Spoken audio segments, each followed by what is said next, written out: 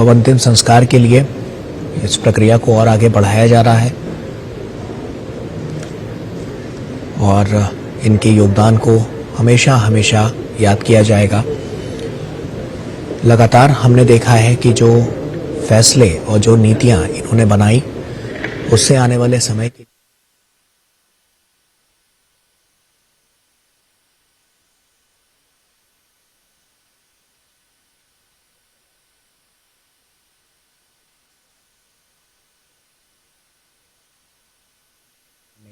विलीन हो जाएंगे और ये प्रक्रिया अब धीरे धीरे करके आगे बढ़ती हुई नज़र आ रही है।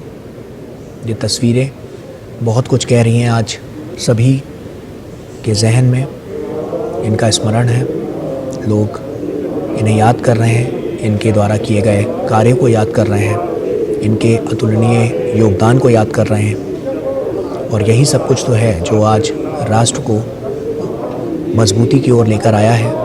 इनके तमाम ऐसे फैसले, इनके तमाम ऐसे नीतिगत निर्णय जिनसे लगातार देश में एक बड़ा बदलाव देखने को मिला है और ये सब कुछ आज याद भी किया जा रहा है कि किस तरह से इन्होंने अपने कार्यकाल में क्या कुछ किया, किस तरह से आर्थिक सुधारों को लेकर इन्होंने तमाम बड़े बड़े निर्णय लिए, किस तरह से जब ये प्रधानमंत्री थे उस दौरान तमाम अहम फैसले किए और जिस तरह से इनका जो व्यवहार था, जिस तरह से इनकी सौम्यता, सादगी और ईमानदारी थी अपने कर्तव्य के प्रति, उसको भी आज याद किया जा रहा है। सिर्फ देश हित नहीं बल्कि वैश्विक नीतियों के लिए भी ये जाने जाते हैं। जिस तरह से इन्होंने ग्लोबल मार्केट को खोला, ग्लोबलाइजेशन को देखा गया और उस वैश्वीकरण से तमाम बड़ी कंपनियों को फ़ायदा मिलता हुआ नज़र आया।